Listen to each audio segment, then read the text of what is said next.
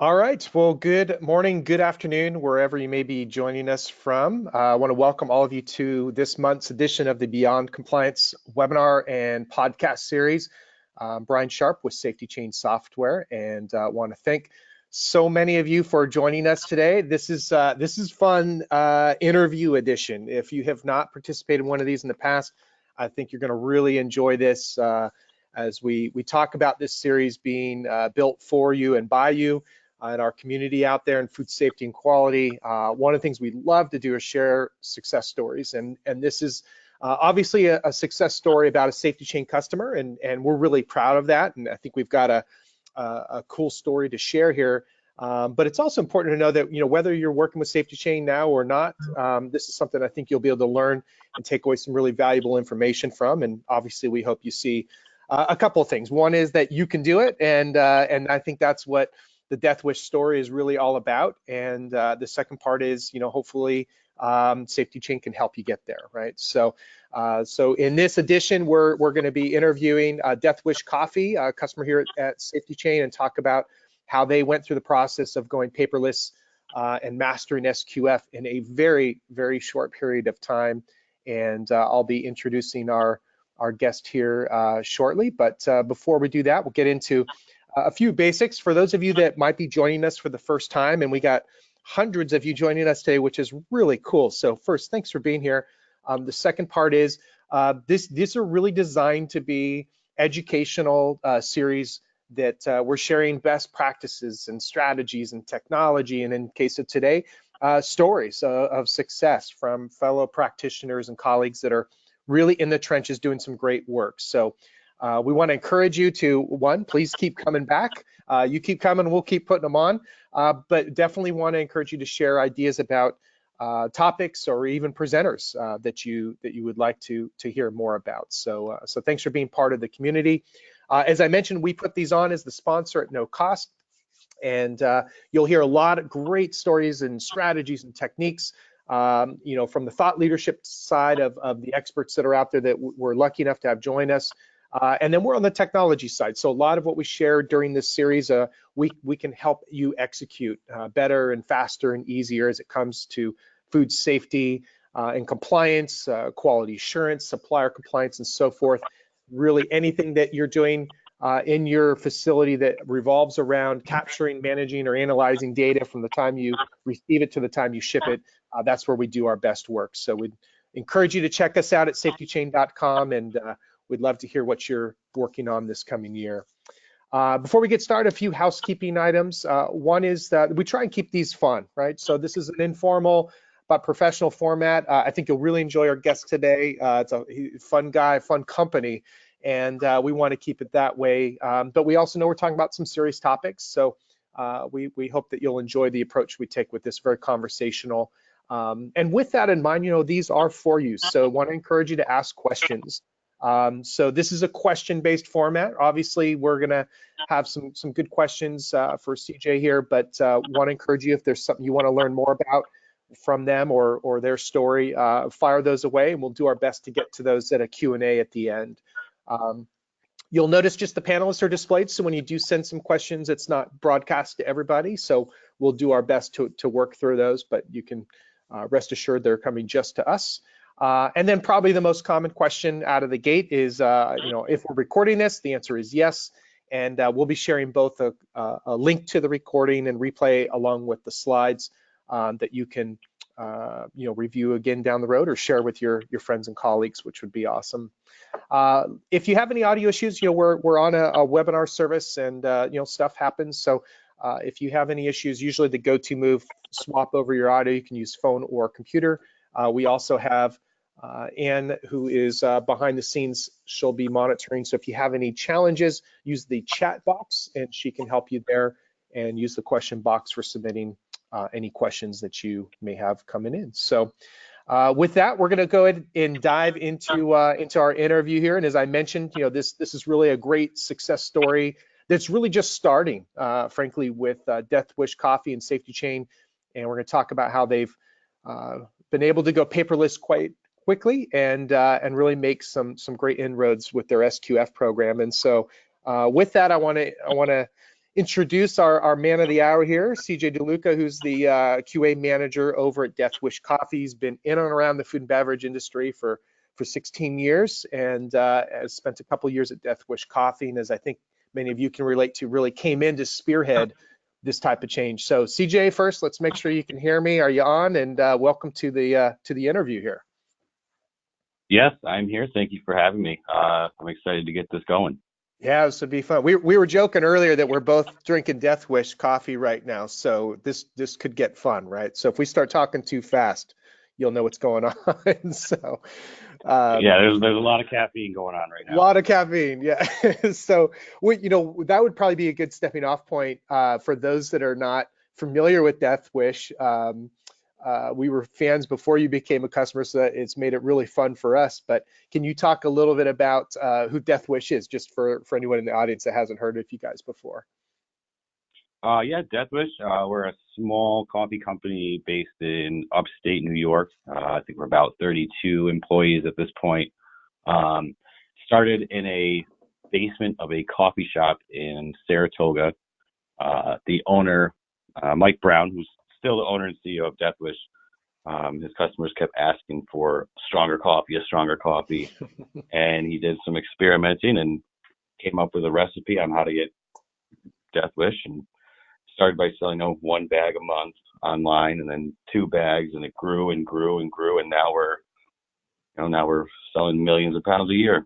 Yeah, everywhere, and they've had just amazing growth, and it's quite a success story that's really even behind what we're going to share here as the success they've had as a company. So I think it's a great story, and I think it sets up well for what we're going to be talking about, which is a lot of folks are thinking of technology and not sure where to start, not sure they could pull it off, and I think the approach was so great to see.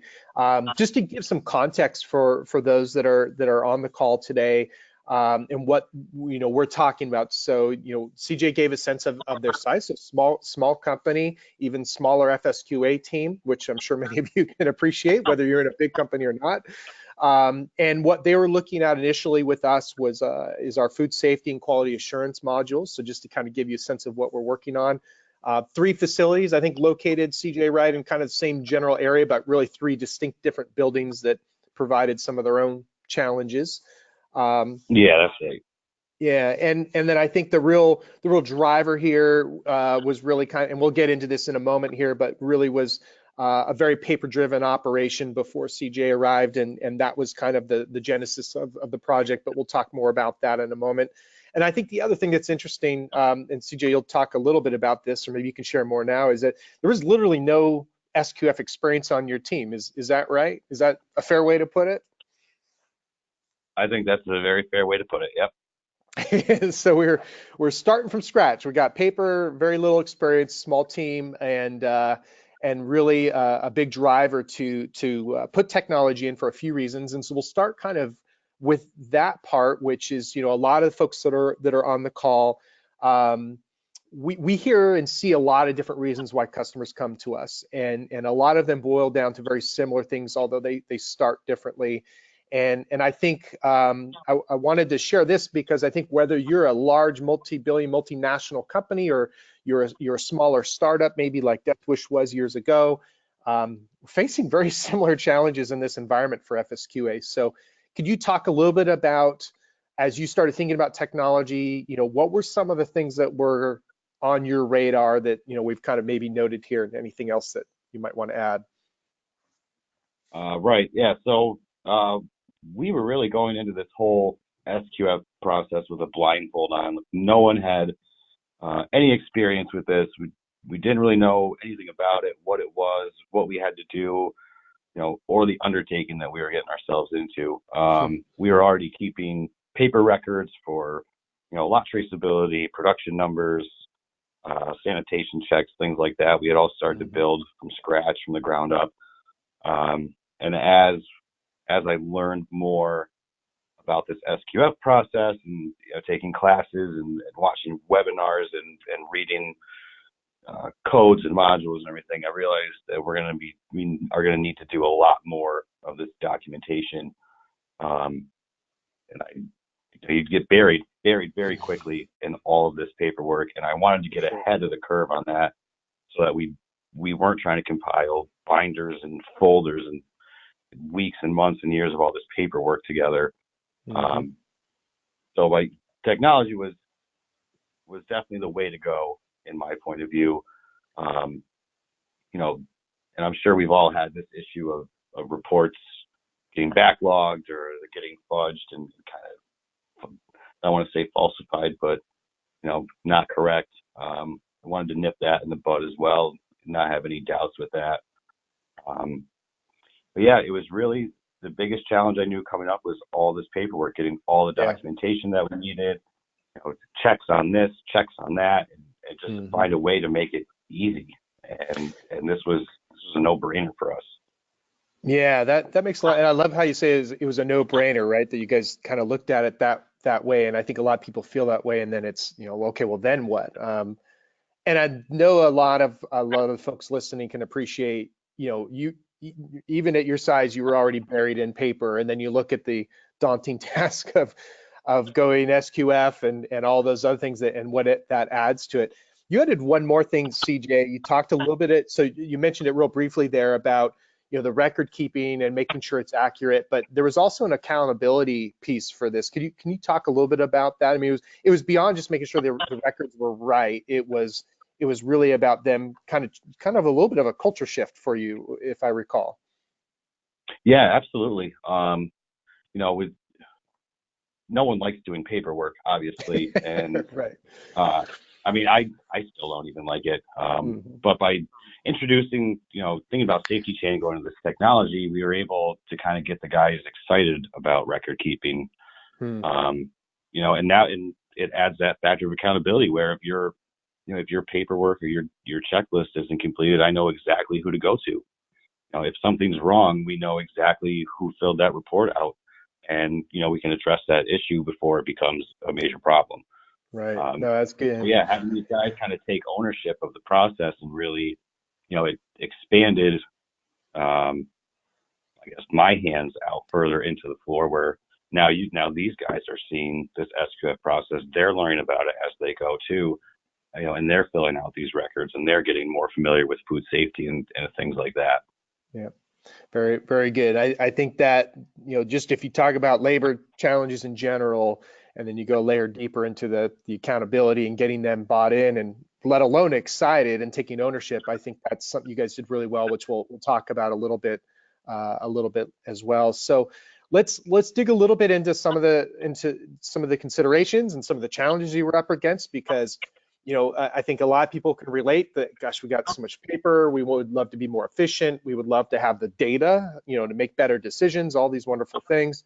But we just can't flip a switch. There's probably not a pile of money sitting on your desk. And so we've kind of got to build this business case and make sure we understand there's got to be a real value there, right? And so I know there were some important considerations that you went through. And the first one is obviously financial. You want to talk a little bit about what was important to you and your executive team as you were considering this?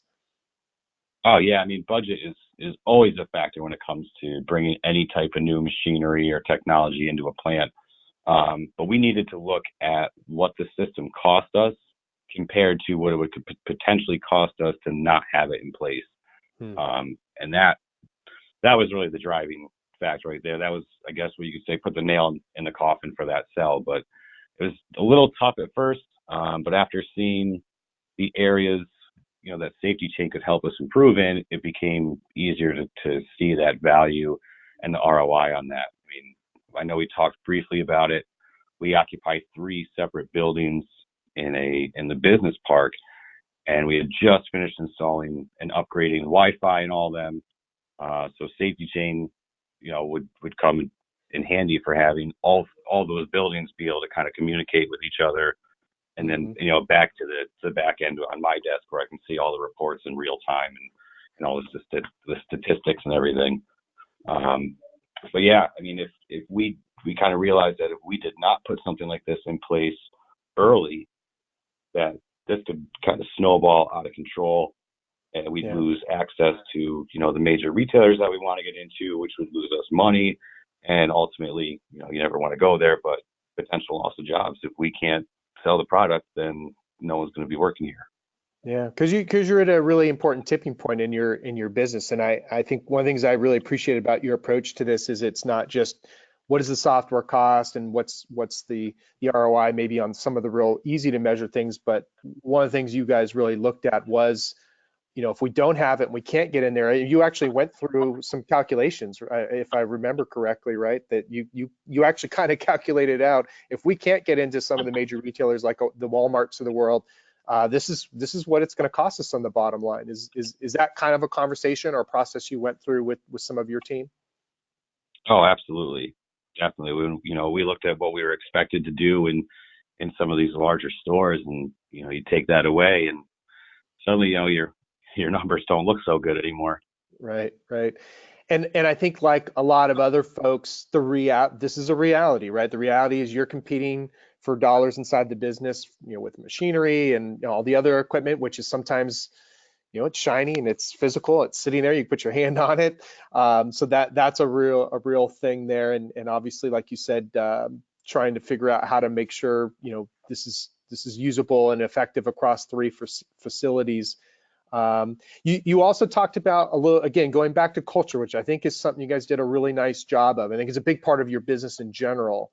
But you also thought ahead about this. Can you talk a little bit about that, as you thought if we put technology in, there's going to be some things we're going to have to maybe change how we think, and we touched on this a little bit, but anything you would add to that you were considering? Yeah, one thing I did consider too is, we're still a very young company. Our staff is still fairly young as well, and the average age of our employees, and with the time that they've spent in the company, no one had really gotten to the point of no return where they were so stuck in doing something their way they would never change. So it would be an easy change for these guys to make. I mean, you look at how many people are on their cell phones all day long. We've gotten so accustomed to seeing a screen in our face. Yeah. Why not put your checklist on that screen? The guys, we invested in tablets that will run off the Wi-Fi. We run the SafetyChain app off the tablets. So every day they have their daily checklists and their PMs and GMPs right in front of them, and they take them off of basically a to-do list, and they have a fresh one every day. Some of the guys have even gone as far as downloading the app on their phone. We use our phone to clock in and out, so it's right there for you already. Yeah. That's good, and it is a consideration because of the diverse workforce that are out there, and you had to think about that. And so we had that little quote there. As you saw what the system can do, that started to open your eyes. And so we go now kind of to the project. And I think one of my goals in always asking these kind of questions is, this is where I think a lot of you, for any type of technology project, could take away some valuable insights and some things that CJ, I think you and your team did really well. I know you guys are humble, low-key guys, but you really took a very enterprise level approach to this. And so I was hoping you could share a few of the things that I think stuck out for you as, what drove the success of the project. I think one of the first ones was really kind of the prep, right? There was months before that you started doing some planning. Could you talk a little bit about that? Oh yeah, I mean, I started trying to get the guys amped up for probably about a month or two before this was going to really take place. I want to get them excited about the changes that were coming and get excited for a newer and easy way to do all their daily records. So I went about a month or two getting them all kind of pumped up and excited for it. I worked very close with your staff getting all these forms built, and it was very, very easy to use. We had everything up and running for a trial period. It took us maybe a couple of weeks to get all the forms built. So we ordered all the tablets in. I brought all the operators in that would be using these tablets, and we went through it form by form, showed them how to use it, what buttons do what, and then we used the training environment for 1 week. Put them out on the floor, said, "You guys have any questions?" bring them to me right away. Let's fix it. If we can change a form, if we can make it easier, if it's too redundant, let's work on this so that this record keeping is a breeze. So we did our training environment through one work week, and then we went live that following Monday. So we also, one thing that we also did that helped too was for our production records is I kind of standardized all of the forms before we started using SafetyChain so that every packaging machine was basically filling out the same form, just with slight modifications to fit that machine. So it was very easy to build these into SafetyChain and get the guys going. They were already using them on paper. It was the same exact form. It was a very, very quick transition. Yeah, it really was, and it a lot of the credit goes to you and your staff. But I think a couple things I wanted to touch on there is, we talk about culture and change management is a big part of this, right? People doing certain things a certain way, or in your case, maybe just not a lot of experience, and getting them not just to agree to use it, but to get excited, I think was something you guys did a really great job about. And help them understand, hey, you're using a phone all day. There's no reason why you couldn't use this. This is very natural now for all of us. And I think the other part is the fact that, yet the system is easy to use, but the difference is whether you dig in and really invest a little bit of time, and it didn't take you long to learn it and start using it yourself. And I think getting that into the hands of your staff quickly was great. So having a good partner, and I think we're really proud of the people we have here and the partnership we have with our customers, and that's an important piece, and it can't be overlooked. And being able to see you guys go that quickly is really makes us feel good, but it's also a great example of what's possible when both sides are really in sync there. You talked about the training environment, and could you talk a little bit about the feedback loop, right? So you literally kind of set this up and put it out there, but you were also very good about letting them give you feedback. Can you share a little bit about what that process looked and sounded like? Yeah, so we had built these forms, every type of form they would be using, and I gave these guys the tablets in the training environment and basically let them finish building these forms. I mean, here's your general template.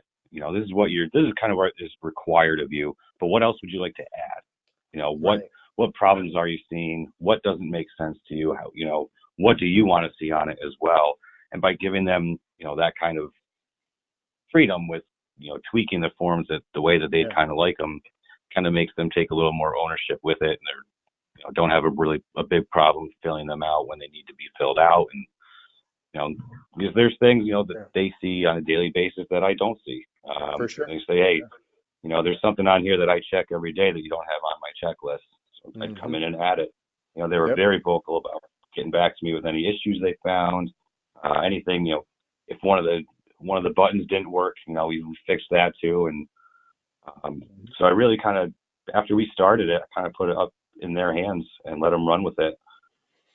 And that's such a powerful thing because now they're working on their forms, right? And I think that was an important and smart shift you guys took, or a very conscious approach that you took that yielded a lot of results. That it's hard, and we understand how busy all of you are, and it can be difficult to get them into that process. But boy, when you can do it, it makes such a difference for them from really taking some ownership and running with it.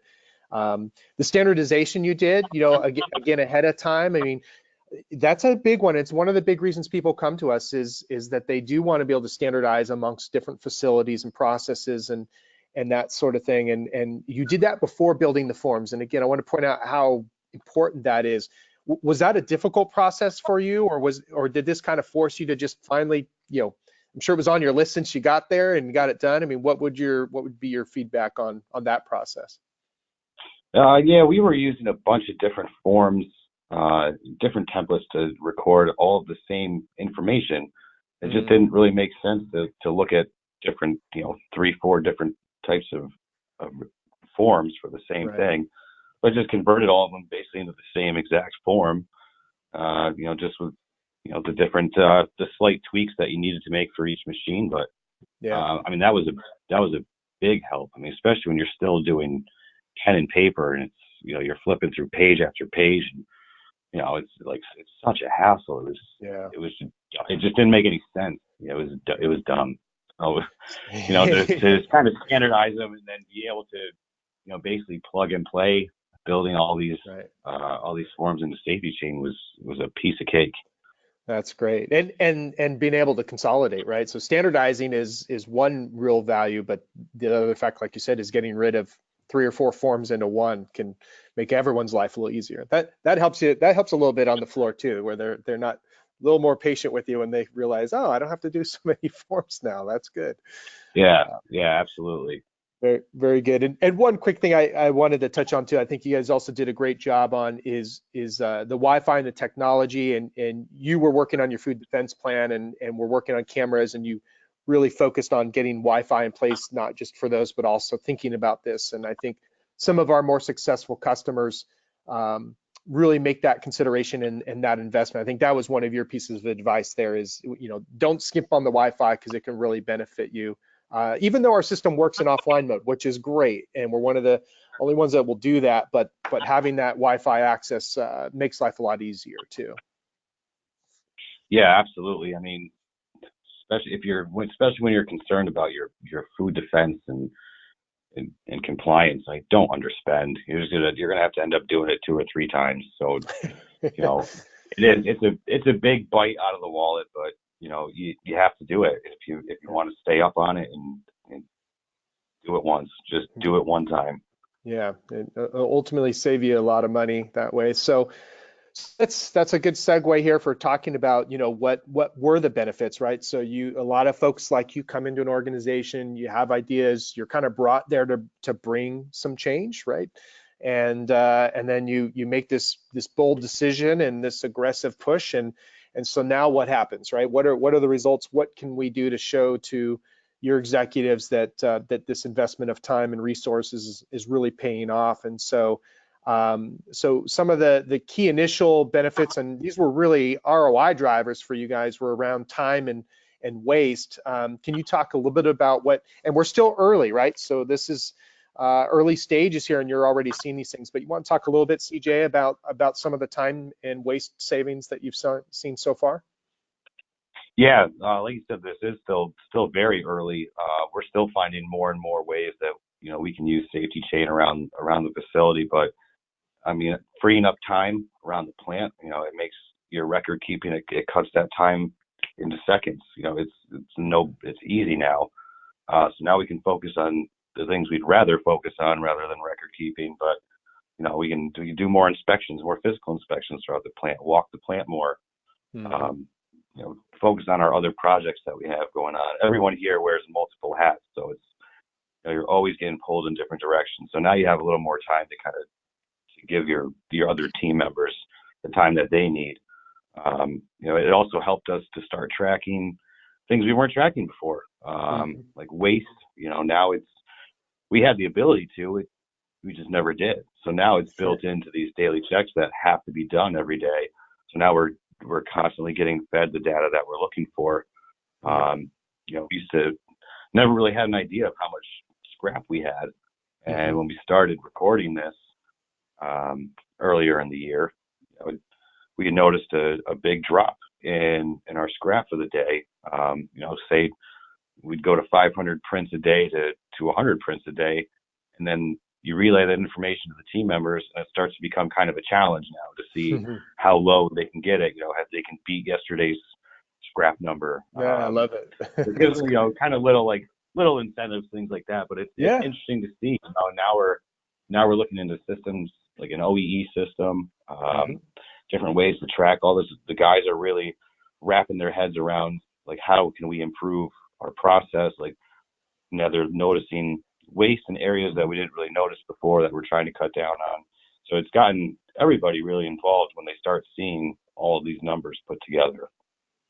No, that's great. And I think one of the things that I took away from this part of the story was we have a lot of customers that come to us like you, to get rid of paper. That's an easy one. And there's a lot of value there. As you mentioned, the time is not just, no longer filing and manually processing paperwork, but what that time can now be used for. And in a small facility or in a larger one with few resources, you can get those people to much more value added activities and help the business. So I think that's really important. But what often happens is they go, wow, we went paperless and that's awesome, but we also solved this other problem. And then for you guys, waste wasn't necessarily on the radar right out of the gate, but it was something you identified very, very quickly. And I'm sure that adds a lot of value to the business. That's a significant improvement in waste there, I would say, right? Surprising to you, and I would imagine beneficial to your executive team. Yeah, absolutely. I mean, we always knew there was waste. We just kind of took it as part of the production process, and that's what happens. The machine's finicky; it doesn't run right. So now we're really focusing more on getting all those things dialed in. Like, there's no reason we should be wasting this much. Let's try to cut it down, and the team is doing a fantastic job at doing that and taking on more and more and trying to see what else we can save during our production process. I love that, and that's such a great culture. And I love the competitive side. Right now there's a number, right, and that can be measured and rewarded, and that's really cool. And the neat thing is, being able to start talking about OEE and how we're going to be able to start implementing some things around that, and just as you mentioned, looking for all these new ways to start finding some value throughout the facility.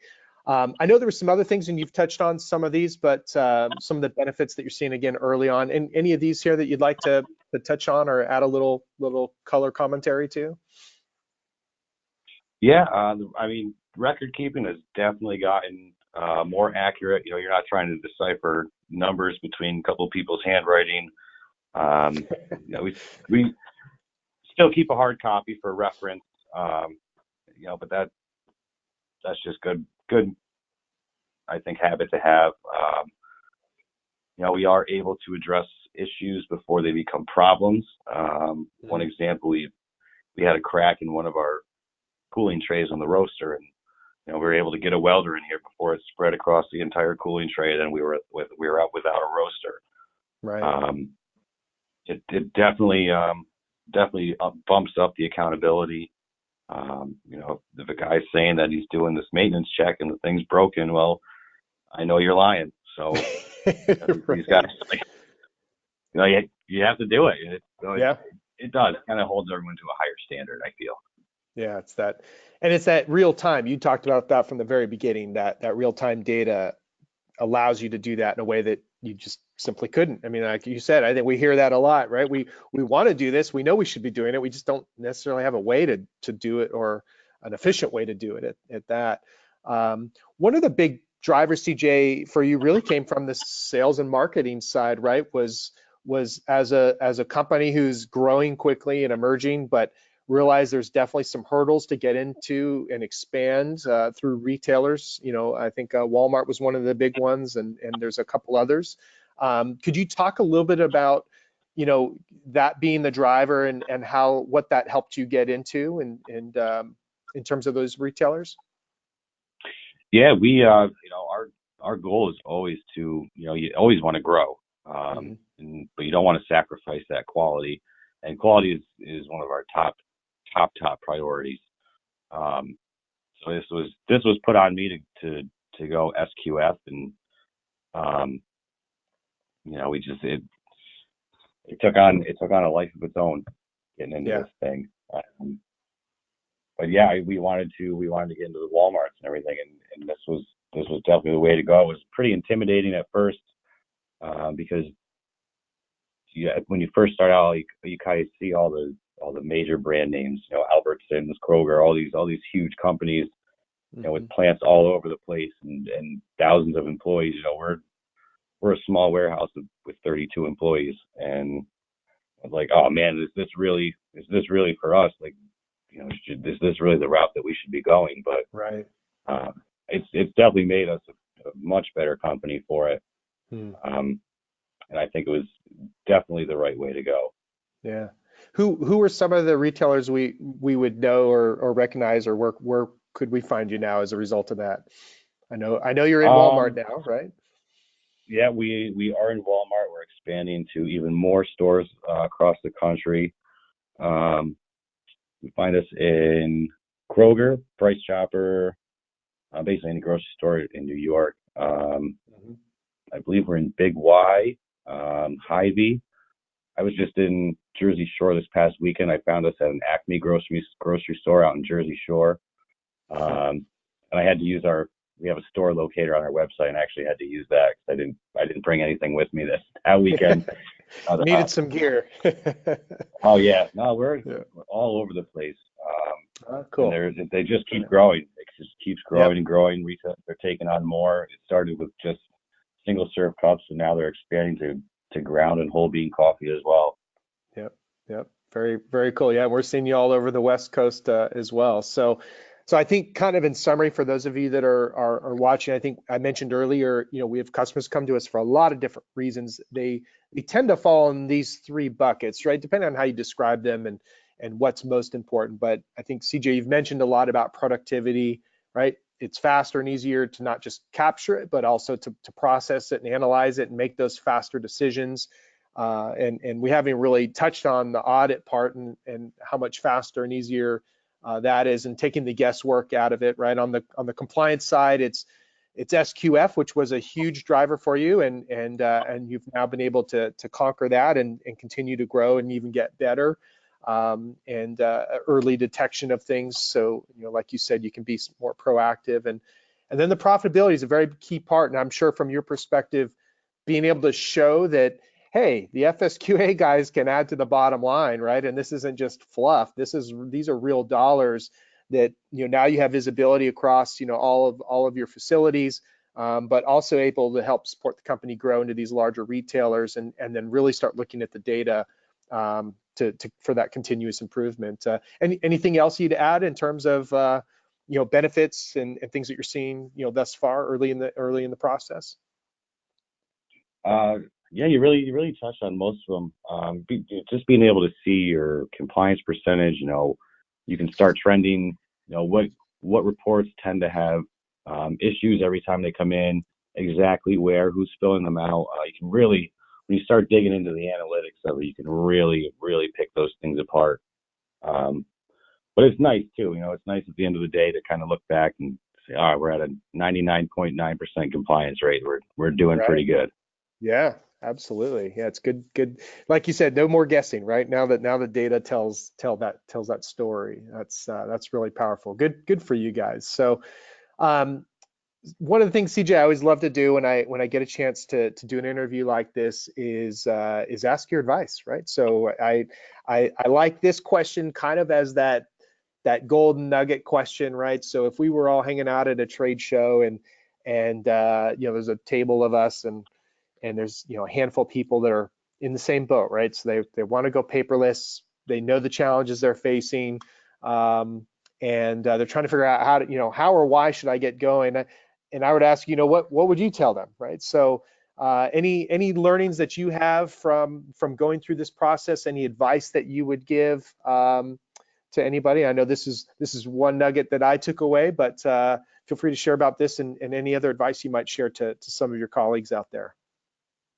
Yeah, there's that one right there. You can never be too small to be safe. Like I said, this was a pretty intimidating task to take on, just with everything that's involved, and everyone knows how all the procedures and modules that you have to go through.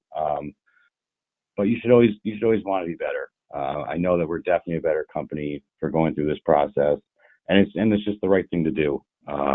So if you're ever on the doubt of why to use SafetyChain, or if SafetyChain is right for your company, the answer is yes. Definitely go for it. And the other thing that I learned is watch webinars, attend classes. All these types of public forum type of things, like, they help. I mean, like I said, I had no experience coming into this, so I'd watch any webinar that I could. I'd sign up for any class that I could. I'd watch any videos that I could, just to get a better understanding, better knowledge. I mean, there's always so much to learn. So just go for it. That's Watch good. watch all of them that you can. That's it. Get your hands, learn from others. And I think that's why I'm so grateful to have you share the story, not just because we're proud of you as a customer here at SafetyChain, but I think you share a story that a lot of people can relate to, big or small. And I'll add one more here from our perspective, which is you can do it, right? So I think a lot of the questions are not around whether or not this is beneficial or going to add value and ROI and all those things we love to talk about, but it's how do you, can we actually pull this off? And the answer is yes, and that's why we were so excited to have you share the story here today about what you guys are doing at Death Wish, and that what you were able to do with so little in such short time, and it's really inspiring. So I just want to thank you for being a great customer, a great partner, and really congratulate you on all the success you're having leading FSQA there at Death Wish Coffee. And we'll definitely look forward to sharing more of your story as that continues to evolve. Great. Yeah, thank you very much. My pleasure. Awesome. Well, we appreciate you being here. And for those of you that have taken something away or you have some questions, we'll certainly be taking those offline. We also, as I mentioned, we'll have a link to this interview on our website here in the coming days. As CJ alluded to, we're big believers in content and valuable educational content. We have a ton of them on our site, from our FSMA Friday series, which I know some of you attend, to other case studies like this, and additional industry-led white papers and e-briefs. So I encourage you to check out our resources. We've got a lot of good stuff there. And of course, if you would like to learn a little bit more about how we can help you, similar to how we've helped Death Wish Coffee, we would certainly love an opportunity to meet you and your team and learn more about what you're doing, and share a little bit about how we can help you the same way. So thank you all for joining us today. CJ, thank you again. Awesome to have you, and have a great rest of the day. All right. Thank you very much, everyone. All right. Thanks, everybody.